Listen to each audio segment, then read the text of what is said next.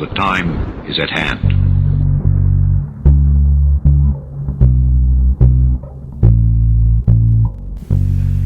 From the city of crackheads, right here on the outskirts of Williamson, West Virginia, you're in dark places. My name is Junebug Fugit, and I'm here to gaslight you. Been kind of busy. It's tough to get an episode out anymore. I've got some other projects in the works, and you will be informed of that eventually. It's going to be fun, though, I promise. So how's everybody doing out there? Summer's almost over. Blinked and it's gone. Mahaba. This week on the show, we have more Matrix glitches. And here's one right now. Here it comes.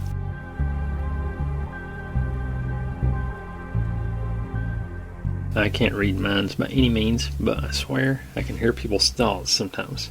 For instance, more than just once. Someone will play the guess a number between 1 and 50 game, and I will just hear like 47 in my head, and it will be spot on.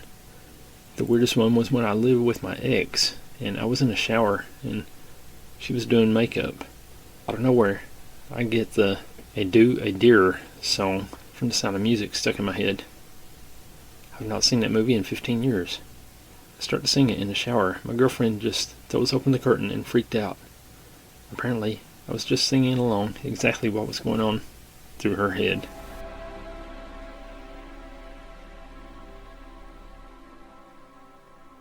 My sister and I are forever scared of the dark now. When I was around 7, I lived on a farm, and we had a jacuzzi outside. My sister, who was 6 years old at the time, and I were asked to go outside late at night and close the jacuzzi cover because it had accidentally been left open. So we go outside, and we're trying really hard to lift the cover. It was really heavy, and we were both young. And suddenly the sky erupted with this huge mushroom/atomic bomb explosion. It was huge, and getting bigger. My sister screamed, and we ran as fast as we could into the house. Nobody ever believes us, but we both swear it happened. We believe you. I've never told anybody this. This is 100% true, but I've never been able to actually put into words, so I apologize in advance about the inevitable bad wording. I was about 13 years old and my grandpa was dying. He had been ill for a few years, but it was getting worse, and he had weeks/days left to live. In an attempt to take my mind off things, my parents sent me and my 10-year-old brother to summer camp for a week. Even though my brother was oblivious, I knew my granddad probably wouldn't be there when I got home. We arrived at the camp on the Sunday afternoon. We had an orientation and went to sleep. The next day, Monday, we had a day of activities and food, etc., and then just went to bed. I couldn't sleep that night because of my granddad. I just laid awake crying and being upset. It was like 2:48 a.m.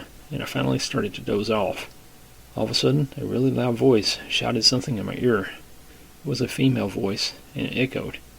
It sounded like, and I know this sounds stupid, it sounded like an angel. It shouted, and I'll never forget this. "His time is up. His time is now," it said. I remember sitting up really fast and then bursting into tears. I never told anybody about it, even until this day.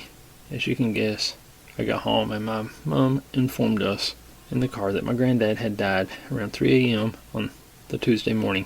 I was terrified. I'm not an emotional person, and I don't usually have feels about this kind of thing. I wasn't even upset when he died.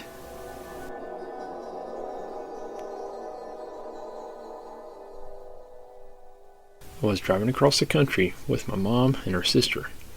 I was 16, my sister was 20, my mom was in her 50s. It was late, but we were well rested, still and alert. We were driving along an interstate and needed gas, and they needed to pee. So we stopped at the only rest stop in 200 miles.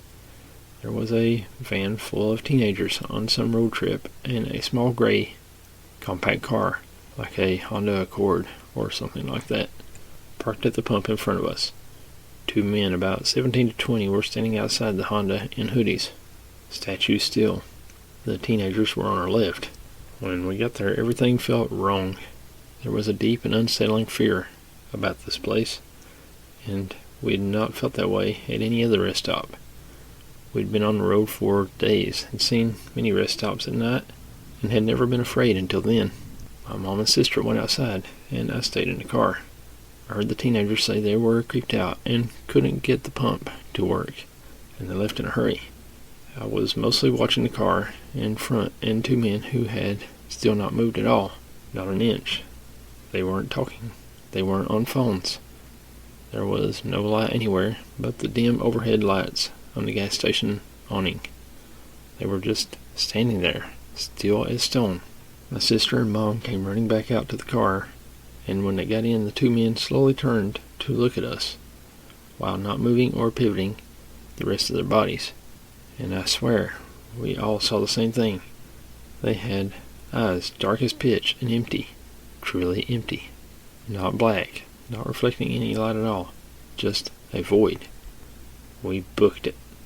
We have not traveled in excess of 100 miles per hour before or since, but that day it was warranted. We drove until we were in the next city before we got out of the car again. And you know what the worst thing about it is? Not the eyes, not the stillness, not the horrible feeling, not the weirdo in the gas station who kept telling my mom and my sister, "My mama will like you," over and over, while mopping the same spot on the floor with a dry mop and empty bucket. It was the fact that we couldn't find the place on any map. We knew exactly which spot on the interstate to look, and we couldn't find it on Google Maps or any paper map we had. We even asked locals about creepy gas stations out on a stretch of road to confused looks. We traveled on that interstate since, and there was no rest stop. Well, I've never seen a rest stop where you get gas, so I think you mean a gas station, right? My brother started hanging around with the wrong crowd, so that means he's probably a crackhead now. One day, my partner got a really bad feeling in his gut. He had to block the front door. Nothing I could say would stop him or convince him how crazy he was being. The door just had to be blocked. The desk got moved in front of the door, and I was mad. I had to use the back door to get in and out of the house. 2 days later, Bro's friends came looking for him. He owed them some cash. Because my partner had blocked the front door, I had to open the window to speak to them. I'm eternally grateful to my partner for moving the desk and blocking the door. Bro's friends came at me with a knife, but because I was through the window, they missed me and got the knife caught in the curtain instead of my gut. The next day, partner said, "That feeling in my gut's gone now. Let's move the desk back and unblock the door." My mom liked to go antiquing when I was a little kid. She took me into a shop and I saw this doll in a glass case. I told her the doll was mine from when I lived before. She told me that was nonsense. I insisted that the doll was mine and her name was Dolores. She asked for the doll to be removed from the case. It was the kind of doll where the head, neck, and a small portion of the chest and back are wood, and the body is cloth. As she's looking at the doll and showing it to me, she sees the carving on the back of the doll's neck. Dolores. She gets all freaked out and doesn't buy me the doll. We left. I'm still frustrated that she didn't get me that doll. When I was younger, I had a recurring dream in which I was in a car crash. I could see distinct details about it, like the surroundings. There was a McDonald's and a Tim Hortons close by. The car we were driving was blue, and I was with 2 other people that I didn't recognize, but I seemed to know. I could see the face of the driver, but not the person sitting on the back seat. I was in a passenger seat. Every time I would wake up, because a big black Ford truck would be ramming us on my side coming out of the gas station. After a couple of times, I decided to tell my mom. She told me not to worry about it. I had it at my uncle's place down in the south, and I woke up screaming. He told me to tell him about the dream. As I was recounting the events, his face slowly turned pale. I'll never forget what he told me next. Apparently, some years back, my uncle had witnessed the exact same accident and tried to help the victims. Only the passenger had died that day. It shocked him so much that he remembered the exact date. It was about 9 months before I was born. I never had that dream again. In college, I frequented a trail in the Appalachian Mountains near my college. Each time I would trek further and further. I never saw anyone else on it, no matter how good the weather was, so I just saw it as my own personal trail. For a while, I would walk to a large stream, turn back since it was wide and deep, and I didn't want to get my boots soaking wet. One day I was determined to cross the stream, so I moved several planks of sturdy dead tree to make a makeshift bridge. I crossed to the other side and everything felt suddenly different. The air was different, the sky was brighter, and surprisingly, the trail on the other side was better maintained than the part that I had come from. As I kept walking, I noticed a lot of old soda cans lying around, the ones that are more perfectly cylindrical, and wasn't seeing any kind of modern-looking soda can designs. I passed on by an old cabin. It looked occupied, so I didn't bother investigating, and went along my way. I kept walking until I got to a wider, deeper stream. I wouldn't be able to make a bridge across that one.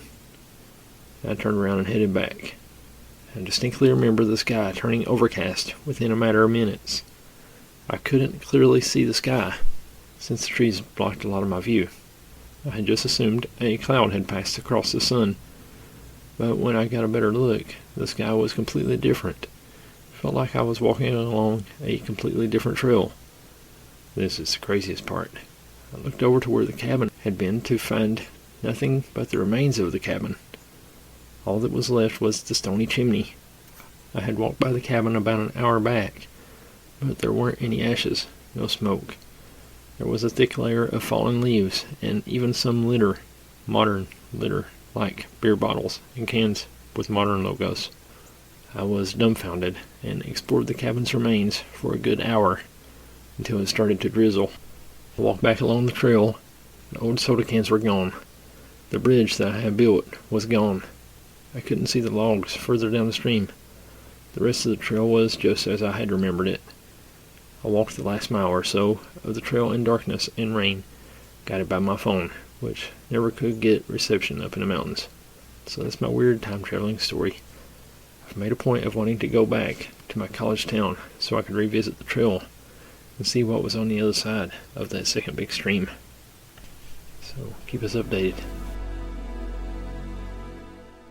This isn't my story at all, but my mother's good friend has such an odd, vivid memory of the strangest thing.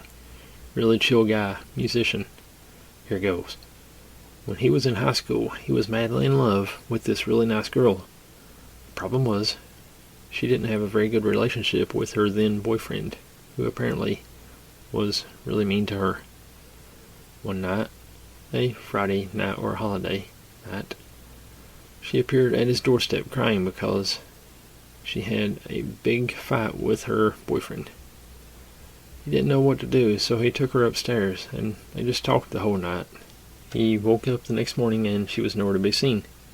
He received a call from the girl's best friend, who was then crying because her best friend had committed suicide. He later found out that she had been dead all night. As a child, my parents always introduced me to everyone that ever came to our house. I was taught to shake hands and say, "Hi, my name is," "What is yours?" This was a rule that could not be broken. One night when I was about 7 or 8, I had a bad dream about being old. I went out to the living room to talk to my dad, who always used to play with Legos with me when I had a bad dream. This time I got the Legos out, but there was a man in the chair. I went to introduce myself, and to my surprise my dad shooed me away, got out my Legos, and proceeded to talk to the man instead of play with me. The man and my father talked for some time about things I didn't understand, and neither said a word to me. It was weird, but I was young, and the Legos were fun. And eventually I forgot the whole thing and went to bed. Never thought about it again. Fast forward 12 years. I head to bed one night after having a beer or two with some friends, and immediately start, from what I can tell, lucid dreaming. I've never had a dream this vivid before or since. In the dream, I am sitting on a chair, talking to my dad about what I had done in my life. He was happier than usual and very interested. In the distance, I hear a young person calling for him. He gets up, walks out of the room, and returns a minute later with me as a child and a box of Legos.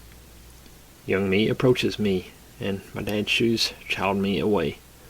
Young me goes and plays with the Legos. My dad and I commenced talking about the danger of the butterfly effect and how everything could change if we spoke. He insisted that we wait until young me falls asleep to continue talking about the future. I then have two more similar dreams, where I see myself from perspectives of mysterious forgotten people and situations, all with my father, all discussing time travel, my future life, and the consequences of changing things. I woke up absolutely convinced that I had time traveled, or the ghost of Christmas past decided he wanted to take a off-season shift. It took me a week to realize it, and still gives me the willies just typing it out.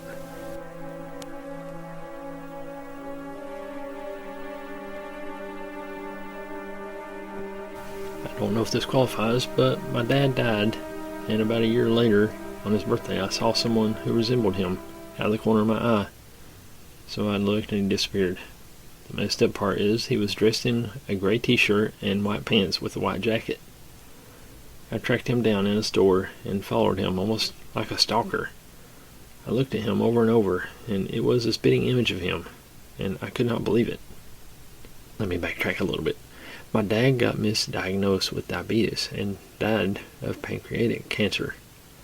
When he died, I remembered them zipping him up into the bag, and my mom told me not to look, but I grabbed her so she couldn't see him being wheeled out. He died at our house, which was his wishes. Also, he loved fish, and my mother and I live in a tourist area, and he loved fish. That's previously noted. So I stopped what I was shopping for and just followed him. Half of me wanted to go up to him and say hi, but I thought it would be weird. So I continued to follow him. He got out of the parking lot and was driving a Mercury coupe fixed up to the nines, which he always wanted. So I followed him to where he was, and he was in his camper area. I wrote down the license plate number and everything. Next morning I got up at the crack of dawn and I went down to this campsite, and he was out there fishing and drinking his favorite drink. Okay, this is where it gets kind of creepy on my part. It began to bother me so much that maybe the off chance he was alive. It was all I could think about. I asked the camp person how long he was staying for, and he said his thing is up in about 2 days. He told me this after I paid him $50. So I said, whatever. I'm going to just follow him and see where it takes me. At the time, I worked for a logistics company and never took a sick day, and gathered up a bunch of PTO, paid time off. So on the day he was fixing to leave, I gassed up and followed him. I followed him all the way to Michigan, which is where he said he wanted his ashes to be scattered. On the way there, he slept in a motel. I slept in my car just waiting. I finally got to Michigan, which, to be honest, if I was not following him, I would have no idea what to do. Coming back was a pain, but going up was easy. He pulled in his driveway. Out came his elderly-looking wife and a couple of grandchildren. I stopped for a second and was mad because he faked his death. But I left after about 30 minutes. He looked at me and waved, and I waved back as I was pulling around the culvert. On the way home, I came out at peace, thinking, you know what, at least he is happy. And if this is what heaven gets to be, this man deserves it. It transformed my life for the better. I later thought about going down and seeing if I could have his license plate traced to see if the name of the man was the same. But I thought, my ignorance is bliss. I told my mom the hotel, and she never to this day believes me. But every summer I go down to the campsite and fish, and just wait for him to show up. To this day he hasn't, but it gives me hope.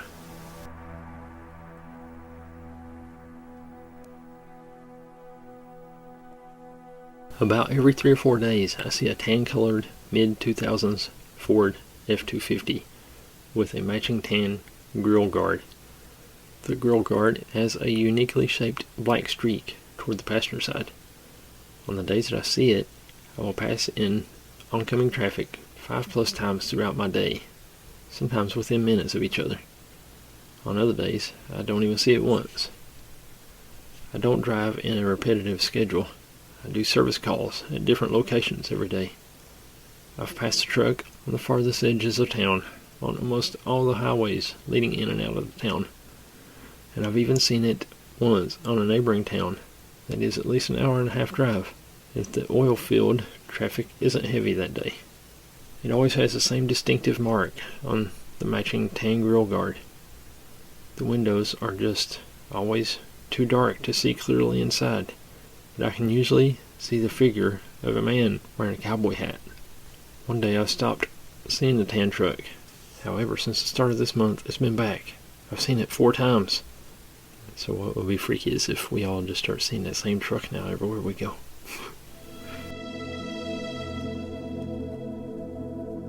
I once had a dream that I woke up in a hospital with a concussion and memory loss. I was in the bed. My mother was to my right, talking on the phone to someone about how I was playing sax in jazz band. The nurse was to my left, handing me my clothes so I could leave. 2 months later, I wake up in the hospital with a concussion and memory loss. I was in a bed. My mother was to my right, talking on the phone to someone about how I was playing sax in jazz band. The nurse was to my left, handing me my clothes so I could leave. Once I remembered I had the dream, I freaked out, tears running down my face. I had a dream just like this, but no one believed me. The nurse just played it off as a side effect of the concussion. I remember telling my girlfriend about it at the time. I told her the dream before it actually happened, but she still didn't believe me. I still swear up and down to this day that I've had that dream, and I won't let anyone convince me otherwise. It was the early 2000s. It was 3 a.m. My house phone started ringing. The phone was on the other side of the room. I stood up on the bed and I started heading for the low dresser to answer it. My wife got up to get the phone as well. By this time, it was the 3rd ring, and I remember thinking, crap, it's going to go to voicemail. The ringing stopped. My cell phone started ringing. I immediately changed gears to someone really needs to get a hold of me. I grabbed the phone caller ID. It's 000 0000. I've seen that before.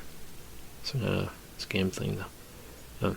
Anyway, I answered and said hello, and a voice comes through the line as though it was a distinct overseas call, parting through the static and asking, "Is this Joel?" To which I reply, "Yes, who is this?" Immediately, it was as though those words, "Is this Joe?" were being pulled back through the line, echoing, "Is this Joe?" Immediately, it was as though those words, "Is this Joe?" were being pulled back through the line, echoing in reverse. There was static, and the call dropped. Jump forward several years. I'm installing a phone system that, we're joking around, is so advanced that we could place calls back in time. I punch in my old phone number and call it, realizing that the number is still active and my wife might answer. I hang up and call my now years old and retired phone number. Somebody answers, and I freaked out and asked, "Is this Joel?" The voice on the other end of the line answers through space and time and says, "Yes, who is this?"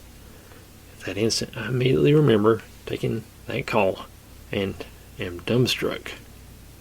I cannot speak. Without thinking, I reflexively press the hang-up button. I am now freaked out. I look over to my colleague, who isn't as freaked out as much as I am, from his perspective.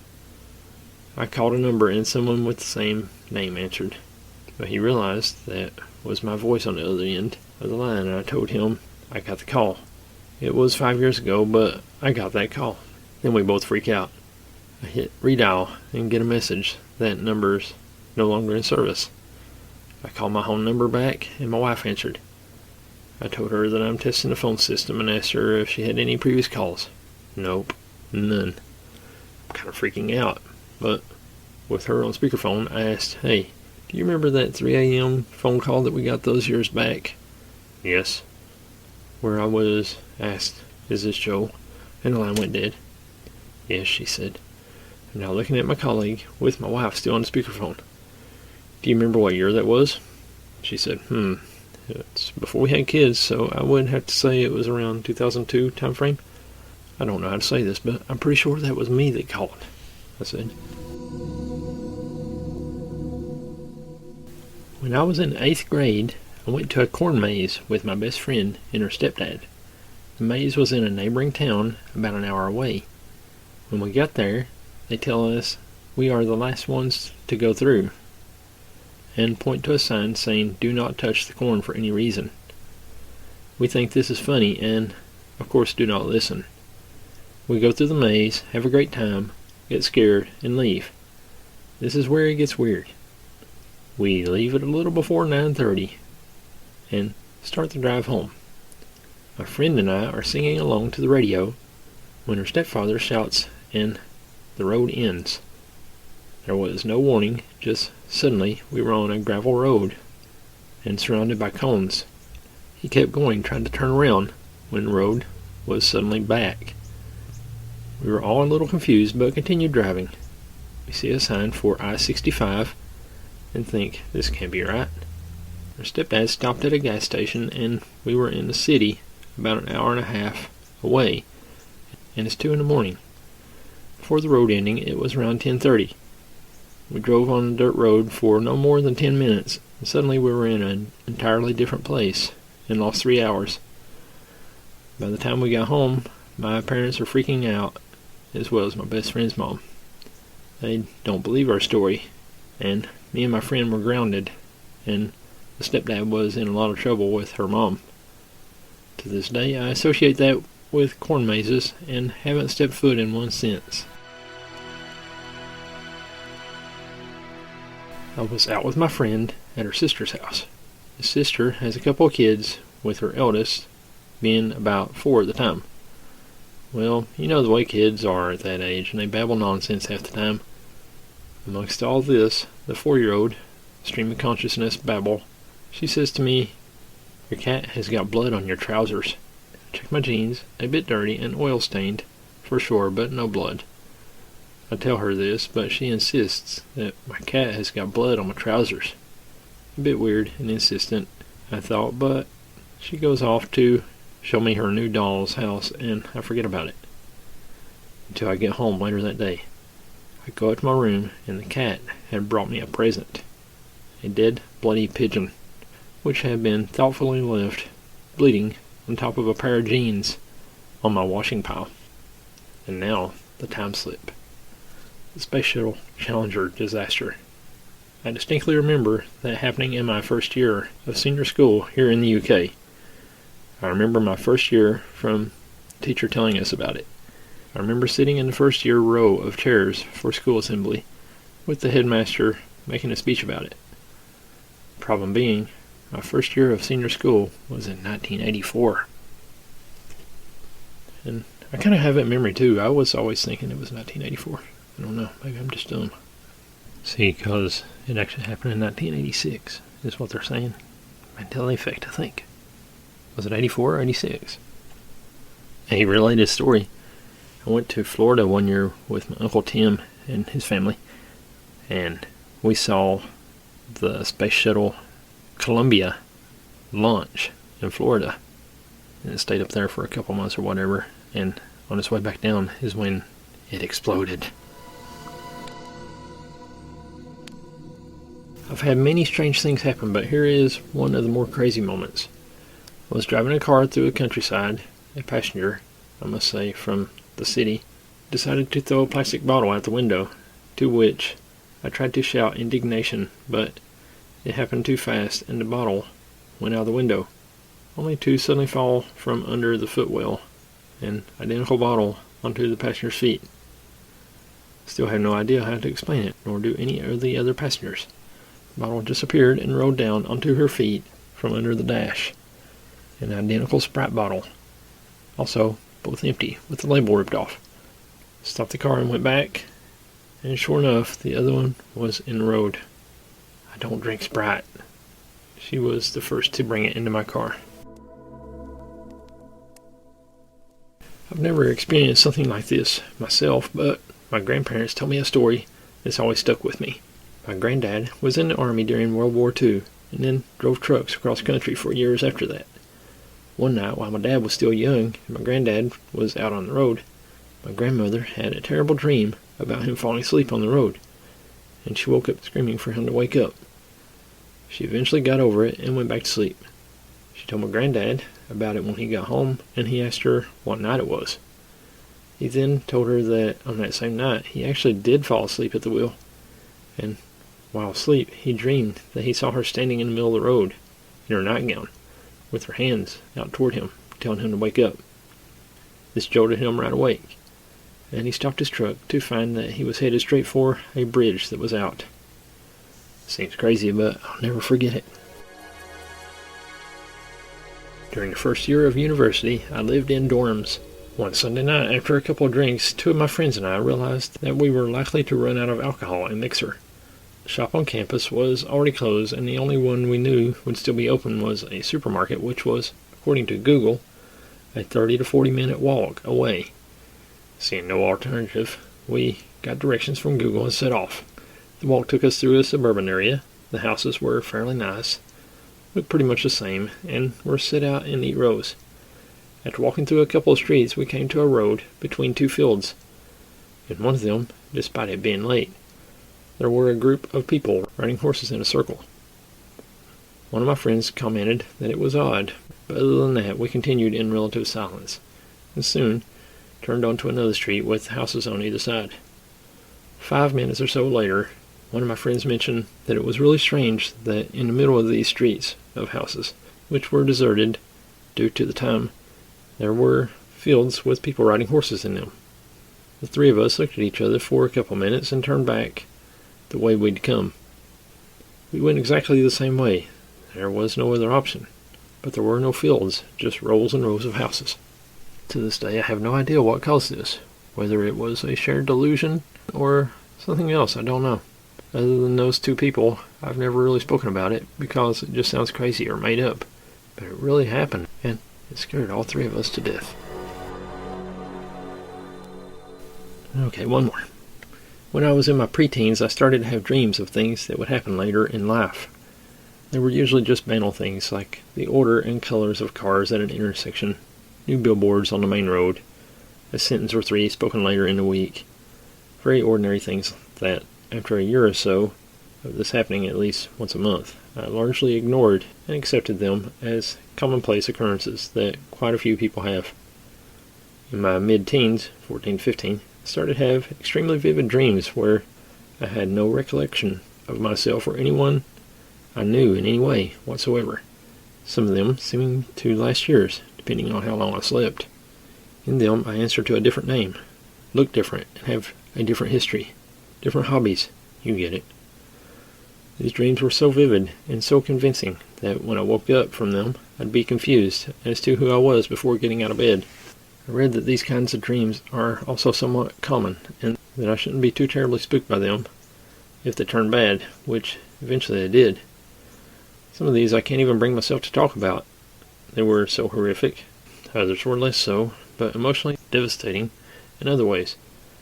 I was once a man whose toddler was flattened by a minivan in front of him.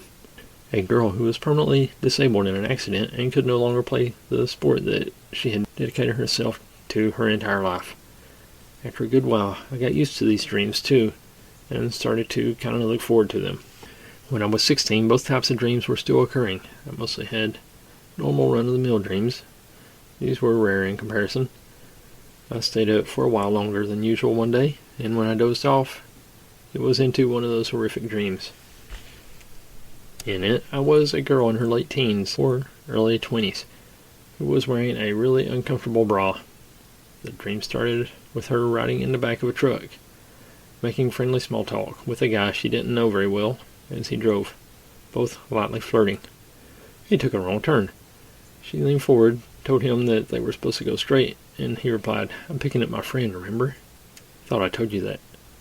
She was pretty sure he hadn't, but she didn't want to come off as a nut, so she ignored it. He kept driving further and further out into the country, and her gut kept protesting the situation.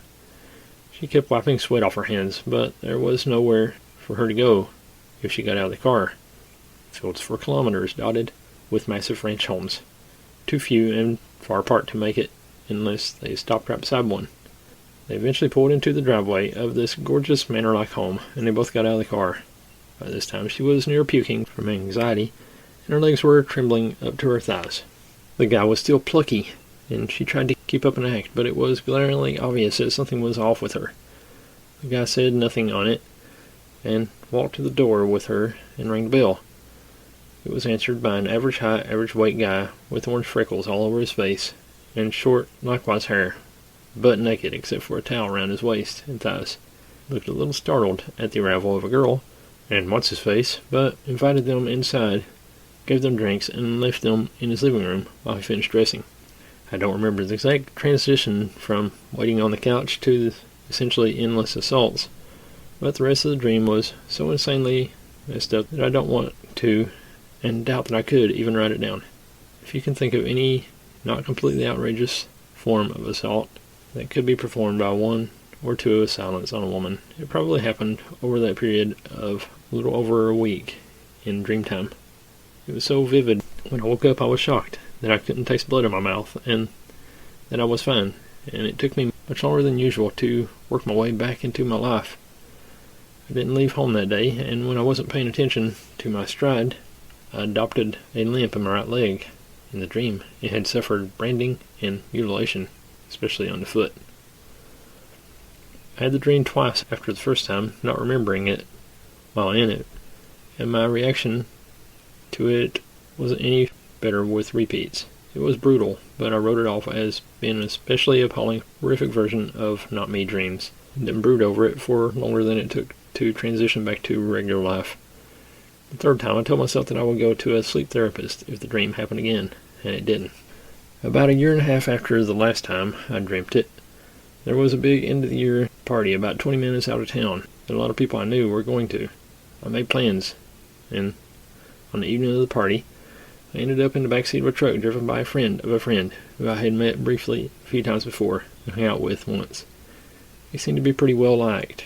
Was a fun person to be around, so I didn't feel weird about being alone with him in his truck, though he insisted I sit in the back, tinted windows, because he didn't want cops pulling us over if they saw me and guessed that I was underage. We talked about fairly trivial things, and I kept adjusting a bra that I had outgrown a bit, but never tossed out. At this point I was starting to feel strange, similar to a feeling you get when you know you're forgetting something as you leave your house but can't place what. I began to frown visibly, and even though he kept glancing at me in the back mirror to continue the conversation, and it was light enough out for him to see me, he didn't say anything. 5 minutes later, he took a wrong turn at the exact bend in my dream. I was almost flattened by both deja vu and panic at this, and it took me a moment to recover, lean forward and say in a weird voice, "Hey, you were supposed to go straight back there." "Picking up my friend, remember? I thought I told you that," he said. I practically peed myself in fear, and the pad of my right foot began to actually ache. I knew he hadn't told me he was going to pick up a friend, and I told him so. He apologized, said he meant to, but must have forgot. I would have gladly opened the door and flung myself out, but it was a two-door truck, and both doors were in the front. He kept talking, and I tried to contribute to the conversation. We drove further and further out, the houses growing larger and fewer, and I told myself that as soon as I saw a car, I would shoot forward, jerk the wheel hard to the right, and drive us into a ditch. I would say I saw a dog pass in front of the car, and I would break out the back window and crawl out. At the same time, I was trying to convince myself it was a coincidence, and I was massively overreacting, which to this day I'm not sure if I was. No car passed us. We pulled into a driveway of a home, which was gorgeous, but wasn't the same as in my dream. I got out of the car and could hardly stand from fear. The guy started toward the house, still chattering, and I told him I wanted to stay back, because while we had been driving I had got car sick and didn't think that I could make it up the steps. He chuckled and offered to carry me up. I refused and told him that I'd just puke sushi upon him if he tried that, and I'd be up once my stomach settled. He seemed a little affronted, but rang the doorbell and went inside without me. I pulled out my phone and started taking pictures of everything I conceivably could from my position. The door with the address number, a landscape of the front yard, which was beautiful. His truck, anything that could be used as a locator/identifier. I got on the house's Wi-Fi, no password. Posted everything to Facebook. Still have no idea what would have happened if his Wi-Fi had been locked. Acquaintance and his friend exit the house, but his friend is dressed rather than a towel and had darker hair than I imagined in the dream. The freckles were down to a T. I had no emotional or physical reaction. I had transcended fear and passed into an almost disassociative state by now. I interrupted my friend as he invited me into the house, and I angled my phone toward them. I was closer to the foot of the stairs than before. I said, "Your house is amazing. Hope you don't mind if I post these pictures onto my Facebook. You should get a professional photographer out here." Freckles' eyes went wide and then went back inside with hardly a mumble in reply. My guy came back out alone, close to half an hour later, after I heard a muffled argument from somewhere inside. He hardly looked at me when he went down the steps saying, "We're going, he's not coming." I got in the truck with him sitting in the passenger seat, and we drove back to the main road. He didn't speak to me at all the entire way back. He kicked me out on the road he had originally turned off and told me to get out and get my own ride to the party. I called a taxi and was home within an hour. Still have no idea what I believe about this. I haven't had a premonition-like dream since that day. Not even the cars at an intersection.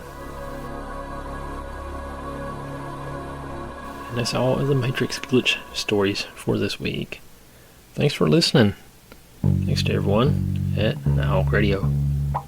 If you've got a true scary story and you'd like it to be told on the show, send an email to indarkplacespod@hotmail.com.